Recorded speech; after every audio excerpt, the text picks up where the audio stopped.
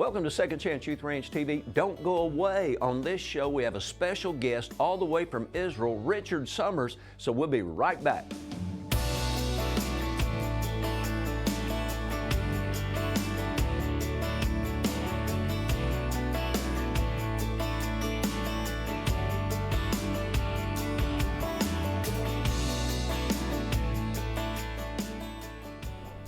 Welcome to Second Chance Youth Ranch TV. I'm your host, Perry Black, and on this show we have a very special guest. You know, I often say here at Family Church in Bryant, a church alive's worth the drive, but our guest today couldn't drive fast or far enough because he's all the way from Israel. Richard Summers, welcome to the TV show.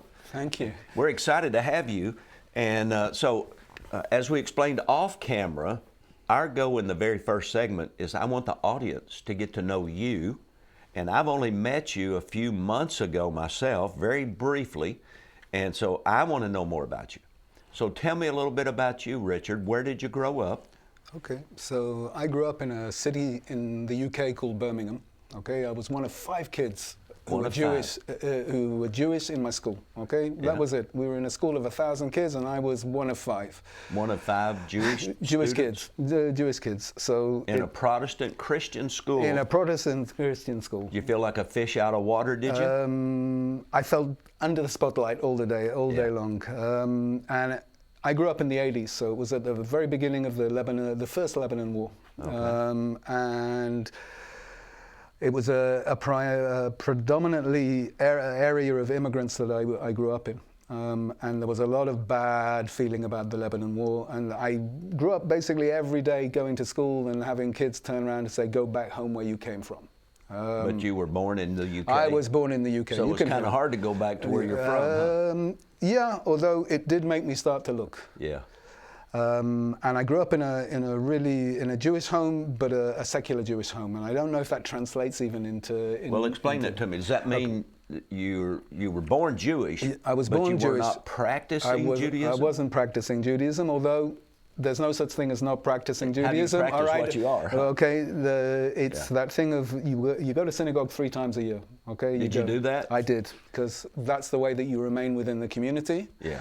And I also went to a Jewish youth club. All right, every Sunday we rocked up, and the 5 Jews hung out together. Yeah.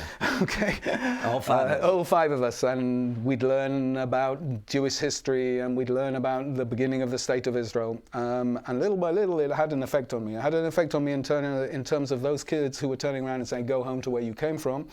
I began to realize actually there was a place where I came from. Yeah.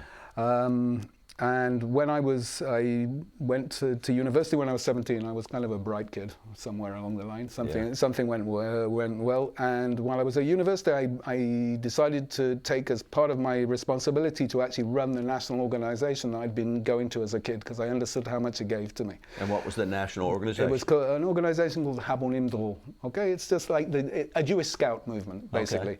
Okay. So I was responsible for arranging camps for about 1,000 kids every year. Kids very similar to me, kids who grew up in a Jewish home but not necessarily were deeply involved. And the idea was to try and turn around and say, we have a responsibility for the 6 million that had been killed during the Holocaust, and that we had to keep our traditions alive. When I was 19, I was in a political meeting about student loans in England, and somebody just turned around to me and said, "Hey, we saw what you do in your spare time. You're not welcome here." All right. And I kind of made a decision at that point that, okay, if I'm not welcome in the place that I grew up, then let's go to the place where my forefathers came from. There you go. Yeah. And at the age of 19, I got on a plane and bought a one-way ticket and moved to Israel. What about the other 4? Did they stay in the Actually, UK? funnily enough, the other 4, there are 2 who are living in Israel now, and 1 who moved to New York. Okay. The one who moved to New York, we're still in discussions with. Yeah, we never give up on family. So you, at 19, you made your way to Israel. I made my way to Israel. Alone? By yourself? By myself. Any connections there? No. You just got off the plane and said, "I'm home." I did. And tell me, when you got off the plane, yeah, was there something spiritual? Was there something significant that happened as you stepped onto your the land of your heritage? Every time you go back to Israel as Yeah. a Jew, there's Yeah. something remarkable that happens. There are two things that are remarkable that happens. Okay, one is you stop looking over your shoulder. All right, it's literally you stop looking over your shoulder. It's kind of okay. Everybody around me is like me. The second thing is that as an immigrant, what happens is you go in and you come with your original passport, and somebody just gives you a huge hug and says, "Welcome home." Wow. Okay, and as an English person, that's a little bit off-putting. Okay, we Yeah. don't touch. But literally, this guy in the immigration office gets up from his chair and just says, "I need to give you a hug because you just come home." And it's like, wow. Okay. All right, that's not like the. Yeah, that's not the I'm UK. not certain how the immigration officers work in the United States, but it's certainly not how they work in England. So yeah, and I think what you define as spiritual, I define more as acceptance. Okay, that idea of turning around and saying that just somebody turns around and said, "Okay, now you're a part of the you're back home with your family. Wow. Join our table. Break bread with us." Yes. And so from there, I moved to the far north, to the deep north. I went to live in a place called Kibbutz Kadarim. Okay, Kibbutz Kadarim is like this really small community on a hill that overlooks the Sea of Galilee. Wow. Okay, so every morning I get out, sit on my balcony, drink coffee, and look at the Sea of Galilee. And they found exactly the right job for a guy who works in, who'd grown up in a city, and told me, "You're going to be a cowboy." Okay. Get to live on the kibbutz and be All right. and farm. Okay, and I was working with this guy called Yusuf, okay, a Bedouin guy from Tuba. All right, now he didn't speak any English and I didn't speak any Hebrew at the time. So we'd ride out every morning and it was very quiet. Yeah. And one morning I'm sitting on just below the city of Sfat, on my horse, looking at the cows that are in Nachal Amud, okay, or in the Amud Valley, and I'm thinking, wow, I can do this for 5 years. And when I realized I could do it for 5 years, I realized you need to move because there's a time limit on this, and I'm not looking for a time limit. I'm looking for a lifetime. And so I moved to Jerusalem. All right, we're going to take a break in 30 seconds. So tell me a tidbit, and then we're going to take a break. You moved to Jerusalem. Was that significant? Yeah. What year was that? That was in 1994. 1994. 1994. Really significant. I want you to think about where were you in 1994, and what would it be like for you to go back to your homeland and for maybe the first time in your life really feel accepted and at home. We'll be right back. Hi there, I'm here to tell you everything you need to know about Arkansas Christian Academy. Are you ready? Okay, let's go. Our name is Arkansas Christian Academy, but most of us just say ACA around here. Our mascot is this guy. Go Knights! Founded in 2001, ACA has grown from only a few classes to having classes in pre-K all the way through 12th grade.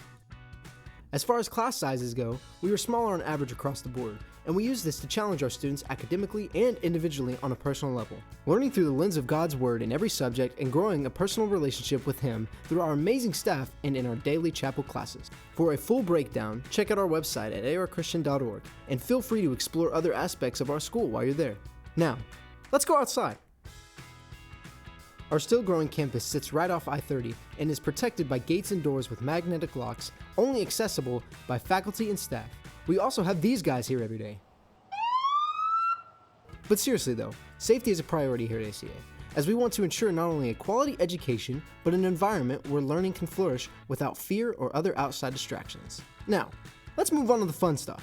Here's a shot of our football field, a playground, some kids, another playground, our main gym, a football field again, and this is our brand new middle school. What else? What about extracurricular activities? That's right, here at ACA, we offer all different kinds of sports, but that's just the beginning. We have a broadcasting class, spoiler alert, it's really cool, a music and worship program, theater, and a thriving art program complete with a very active yearbook committee. Wow. There you have it. Schedule a tour today and find out what all the buzz is about at Arkansas Christian Academy. Hey, welcome back to Second Chance Youth Ranch TV. You know, on this show, it's all about fostering, mentoring, and adopting. Richard Summers, our guest, all the way from the country of Israel. What a phenomenal opportunity to get to know Richard and what what he's doing in the land of Father Abraham. And I want you to think about this. Why would I have someone on from Israel if we're talking about fostering, mentoring, adopting? Because as a ministry, we have helped through commission fields and Richard's outreach in Israel, helped build a bomb shelter, not a storm shelter, not a tornado shelter, but a bomb shelter. And Richard, working in Israel, is the spearhead, if you will, the point of the spear, helping people as a result, especially of October 7, of that terrible, terrible massacre. And so, Richard, in our last segment, you ended, and I interrupted you. You've now moved from UK at 19 to North Israel, and then you decided, well, there's got to be something more, and you find yourself in Jerusalem. How old are you now? I'm now like 22. 22, and you've 22. now moved to Jerusalem. To Jerusalem. Tell me about that. Okay, Jerusalem at the time. Okay, first of all, you walk through the streets of Jerusalem. I don't know if you've been there, but when you walk through the I would streets, cry the whole time, Richard. Seriously. so we could cry together. The real men cry. Yeah, I appreciate that. That you walk through the streets of Jerusalem, and the first thing is that you feel history, like you're walking through history. Yeah. And you're walking through David's history and Solomon's history, but you're also walking through modern history, all right? You can see bullet holes in the walls on the one hand, and on the other hand, you can look down on the floor and you'll find fragments of arrowheads from the time of the Second Temple. It's and the smells and the noises, all right?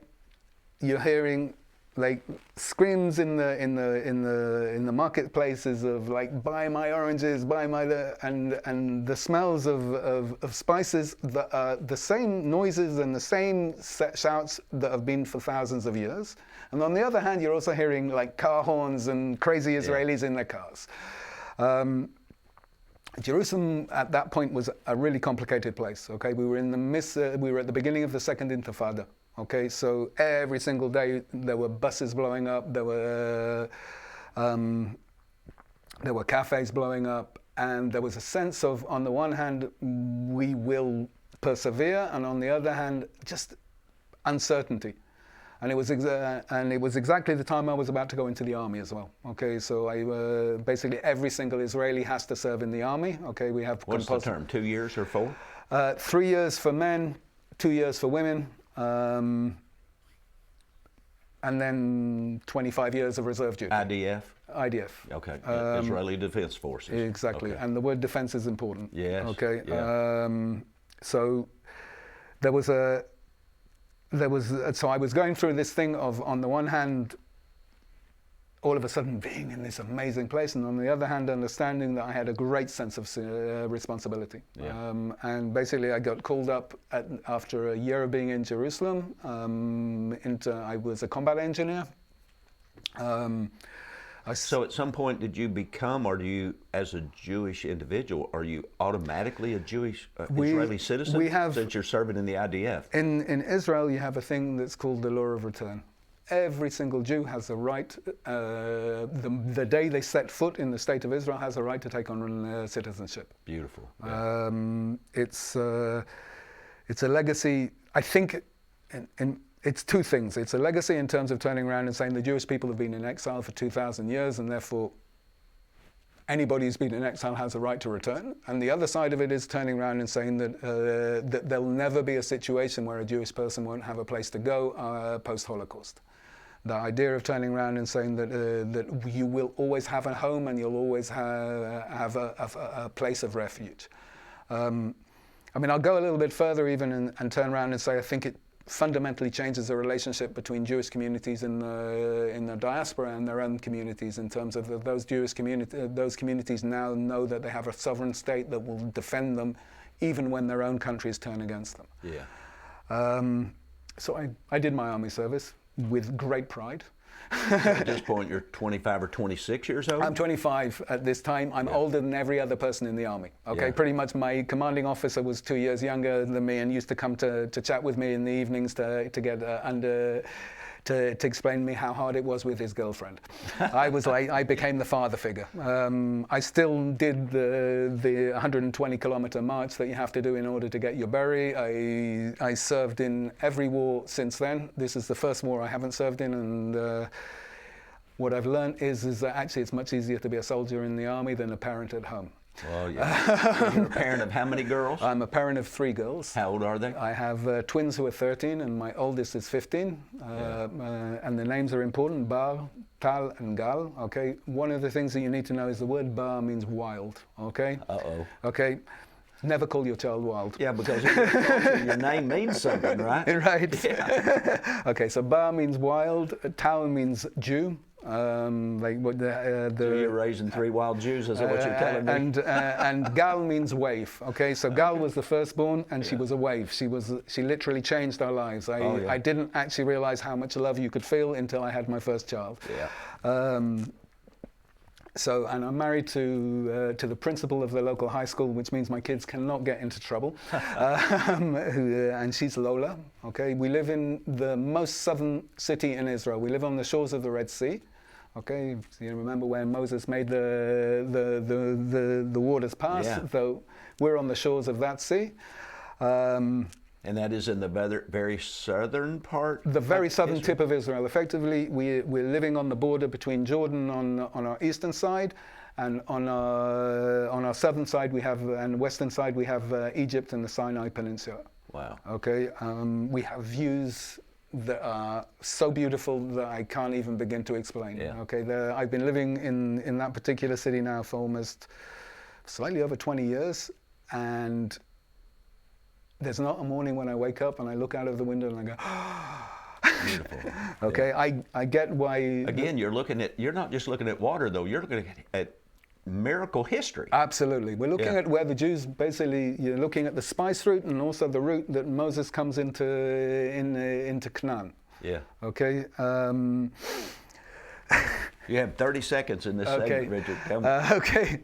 So basically today, I moved down to the south because I was offered a job to be responsible for youth at risk in the city of Eilat, and I spent almost 10 years working as the director for youth at risk, trying to find a solution. When you're living that far away, then effectively all the kids are at risk. They're at risk because geographically you don't have the solutions. And what we did and what we realized is that a community can solve problems. And we started looking at everything on a triangle, which meant school, community center, and family. And funnily enough, I think that's how you guys do it. Yeah. The idea of turning around and saying, the school can't be responsible for everything, parents can't be responsible for everything, and community centers. Everybody working together. But together, when we talk together, we have a really amazing effect on people's lives. All right, we're going to stop right there because we're having an effect on your life, and we'll be right back with Richard Summers from Israel.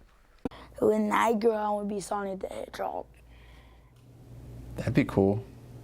What would you do if you were Sonic? Run, jump, and spin dash. So, what else did you got? My name is Christian. I'm 11 years old. I like to ride bikes, and I like to play with scooters. My favorite part about school is science. My other favorite part at school is math, and my other one is reading. If I had $1 million, I would go to the store and I'd let people get some food and something. You just chilling, hanging out. Hey, but give me that good Christian smile right here. Look at me. Now laugh. Do that funny laugh that you were doing. I want to be adopted by a nice family that loves me and I love them. I'm a good person. I'm kind and I am lovable, and family is a good family that take care of us. My favorite food is shrimp and ramen noodles mixed up with cheese in it. If I only have one wish, I wish to be Sonic the Hedgehog.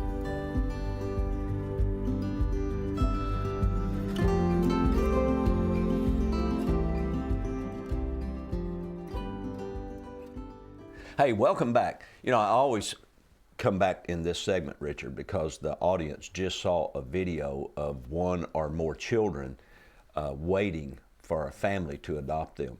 And your work in southern Israel is dealing with young people, many times of the same age that we do through Second Chance Youth Ranch.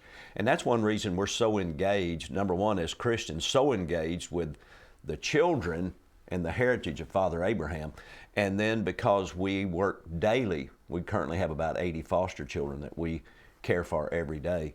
And so we're always looking for opportunities to plant seed into ministries and organizations that are impacting children, whether they're local in the state of Arkansas or across the big pond and over by the Red Sea where you live. That's amazing.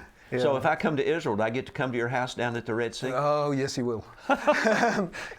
Kathy with Commission Field's been trying to get me to come for Israel forever. And she is right. I don't think there's enough Kleenex for me to go to Israel. I would literally, because you're talking history, our forefathers. It's to me, it's mind blowing, and to have you on the show is such an honor. Now, on October 7th, 2023. Terrible tragedy took place at a concert there in Israel. And so as a result, thousands of young people and families have moved to southern Israel, where we helped and assisted in building a bomb shelter and a garden. Tell us more about what you're doing there. Okay, so first of all, we're on the 402nd day of October 2023. We haven't, a year. Until 101 hostages return, we're not moving forward. Well, I think there's a shifting taking place in America right now that's going to impact, obviously, what's happening in Israel and those hostages coming home. And we're praying every day that it happens. Yeah.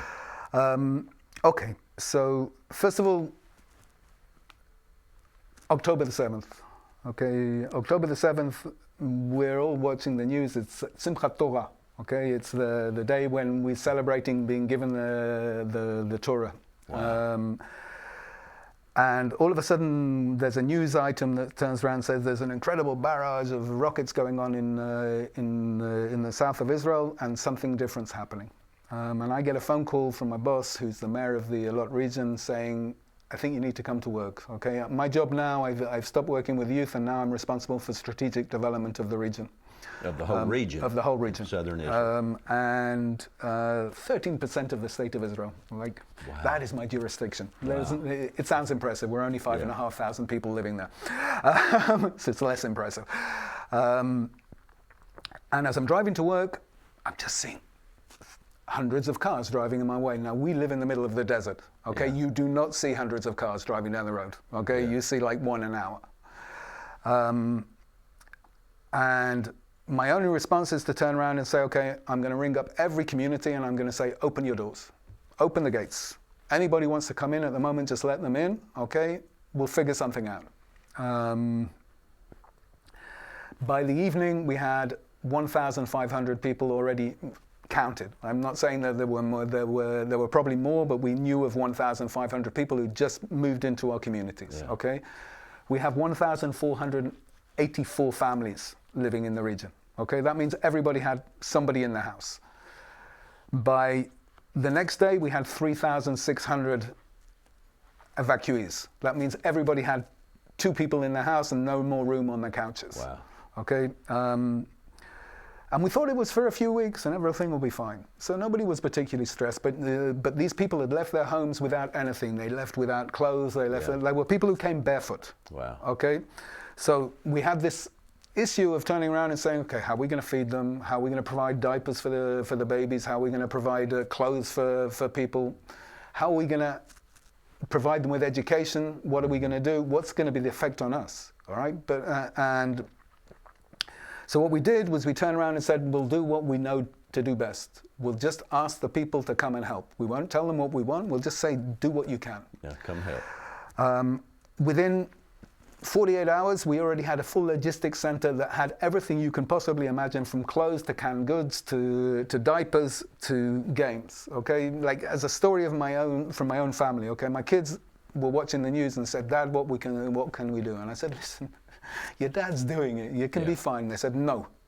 They went around the house. They bought a couple of cartons from the local convenience store. Started filling up with every single toy that they had in the house. Okay, we have no toys in my house anymore. Yeah. Okay. They went down to one of the hotels that there were in Eilat, where there were evacuees staying, and they said, "Dad, but we don't want to take this to the kids, because if we take it to the kids, they're going to feel like they're getting charity, and we don't want them to feel like they're getting charity. We want to have them feel like these are their toys, that they may not be at home, but they still have something." And so we went round the back, and they took a trolley, and they put this thing, and they just wrote a sign on, "These are your toys." All right, and then they went home. They didn't wait to see how the faces of the kids, and it was my moment of pride in my kids of turning around and saying, "Okay, that's how you give charity. You give charity by turning around and saying that I'll give what I can, and I don't expect any response." Yeah. All right, we have a minute and a half. Tell me and our audience, what is the need in southern Israel right now? You've got thousands of evacuees, families, children, who came there barefooted and with nothing. Got a minute and 20 seconds. So I'm going to tell you the truth is, we live on Israel's eastern border, okay? We have no fence. And October the 7th can happen again. Yeah. We figured out the food. We figured out the clothing, okay? What we've decided, what we're doing, and what we're doing together with Commission Fields is we're going to build an emergency response center with the idea that we'll have eyes on the border 24/7. It'll provide the opportunity for passing information from place to place. The one thing we learned from October the 7th was, when there's a war, the army won't communicate with civilians. Yeah. All right, and therefore we need to be able to communicate with one another, because it was something we talked about earlier, about that when you call the cops, it'll take them 10 minutes to get there. And that's too long. All right, that's too long, and therefore what we want to do is to know that, our civilian communities are able to protect themselves. We've been training over the last year to make sure that we have all of the skills that we need in order to protect our communities. And so that's the one thing we need. We need that help to build that emergency center and to provide cameras on every fence, so that we know that if danger is in sight, that we can protect ourselves. All right, so that's your opportunity to give. These are our brothers and sisters in Israel, and we have a mandate from the Father to make a difference, not just here in Arkansas, but around the world. We'll see you next week right here at Second Chance Youth Ranch Television. But we need you to get involved. Contact here on the screen Commission Fields, and Dr. Kathy Dorsch will give you the information you need for your ministry, your church, or for you personally, so you can be involved in changing the world all the way from Arkansas to Israel. Richard, thanks for being on the show. We'll see you next week right here at Second Chance Youth Ranch TV. Bye-bye.